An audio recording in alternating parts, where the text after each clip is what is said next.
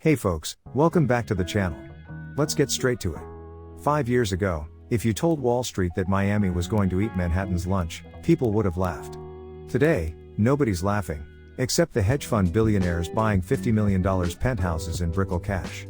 Here's the cold truth. Miami has become the hottest, fastest growing wealth and power center in the United States, maybe the entire Western Hemisphere. And it's not hype. It's math. First, the tax situation is brutal for every other high-cost city and hilarious for Miami. Florida has zero state income tax. Zero. California charges 13.3% on top earners, New York 10.9% state plus another 3.876% city, Connecticut 6.99%, New Jersey 10.75%. You do the compounding over 10 years on a $20 million bonus schedule and the difference is literally hundreds of millions of dollars. Ken Griffin didn't move Citadel's headquarters to Miami because he suddenly loves Cuban coffee. He moved because every extra year in Chicago was costing his partners 9 figures in unnecessary taxes. Paul Singer's Elliott Management, same story. Carl Icahn, same story. The math is undefeated. Second, the corporate migration numbers are now ridiculous. Since 2020, more than 50 major financial firms have either relocated their HQ or opened massive back office and trading operations in Miami. Goldman Sachs now has more employees in Miami than in Jersey City. Blackstone's new office tower on Brickell is bigger than half the buildings in Midtown Manhattan. JP Morgan's new 16-story building is already too small. Microsoft, Amazon, Spotify, Apple, all leasing 100,000 plus square foot blocks.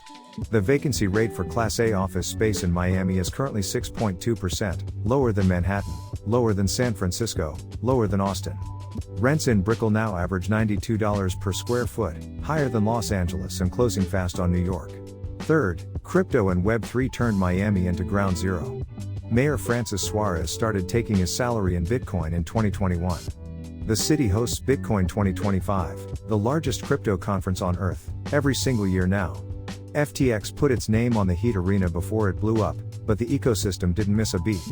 Blockchain.com, Ripple, MoonPay, and at least 40 venture funds that only write checks to crypto companies are headquartered here. You can pay your property taxes in Bitcoin, and Miami-Dade County just launched its own NFT collection. This isn't gimmick marketing anymore, it's infrastructure. Fourth, the Latin American and international capital chose Miami as the safe harbor. Over 1,500 multinational companies run their entire Latin America operations from here. When Argentina imploded again in 2023, another $18 billion in private money landed in Miami bank accounts in 6 months. When Mexico elected its latest populist government, same thing. When Europe started talking 60% wealth taxes, the private jets from Zurich and Monaco started landing at Opa-locka Executive Airport every single day. Miami International now has more direct flights to South America than JFK and LAX combined, and new routes to Dubai, Doha, and Tel Aviv keep getting added. Fifth, the talent pipeline. The old knock on Miami was there's no tech talent. That's dead.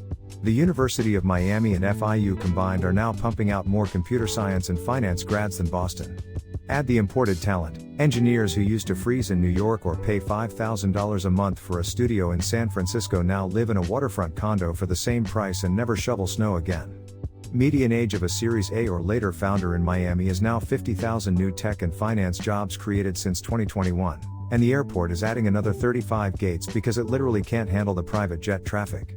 Real estate numbers don't lie. In 2019, the most expensive office building in Miami sold for $330 per square foot. In 2025, 830 Brickell just traded at $1,050 per foot, the highest price ever paid for an office tower south of New York. Residential is even crazier. The average sale price in Brickell is now $1,350 per square foot. There are currently 23 buildings under construction taller than 700 feet. Manhattan has 9. The lifestyle argument is the cherry on top, but it's real. You finish a 9 p.m. pitch on a Tuesday, you're eating stone crabs on the water by 9:30. You close a $200 million round on a Friday, you're on a 72-foot yacht by sunset. No one is pretending this is charity, people move for the money first, but the fact that you can wear shorts 12 months a year and still close billion-dollar deals is the ultimate flex. Even the cultural shift is complete. Art Basel Week now outdraws the one in Switzerland. The Formula One Grand Prix sold out in 10 minutes. The Food and Wine Festival, the boat show, the crypto conferences, every weekend something bigger than the last. Celebrities used to visit Miami, now they live here and brag about it. Mr. Beast, Logan Paul, Grant Cardone, Gary Vaynerchuk all own homes here and post about it daily. Here's the part most people still don't get: this isn't a bubble. There is no catalyst required for Miami to collapse because the drivers are structural, not cyclical. No state income tax isn't going away. Latitude 25.76 degrees north isn't moving. The time zone advantage over New York for Latin America and over California for Europe isn't changing. The Port of Miami, already the busiest cruise port in the world, is spending another $1.5 billion on expansion. The airport is spending $7 billion on a 20-year master plan. Brightline high-speed rail now connects Miami to Orlando in under 3 hours, and they're already building the leg to Tampa. Look at the billionaire scoreboard. In 2020, Miami had 12 billionaires.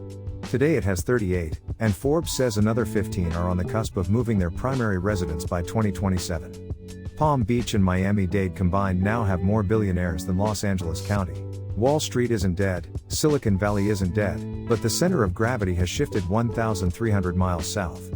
The new American dream isn't a brownstone in Brooklyn or a mansion in Atherton anymore. It's a penthouse on the 70th floor overlooking Biscayne Bay, 0 state taxes, and a 10-minute Uber to the office. Miami isn't trying to be the next New York. Miami already is the next New York, just warmer, faster, richer, and wide open for business. If you're still paying 14% state tax to live in a 600 square foot apartment while your boss just bought a waterfront mansion in Coconut Grove for cash, maybe it's time to ask yourself a question: why not Miami? Because everyone else already did. Let's get this video to every hedge fund manager still freezing in New York. Subscribe and I'll see you in the next one.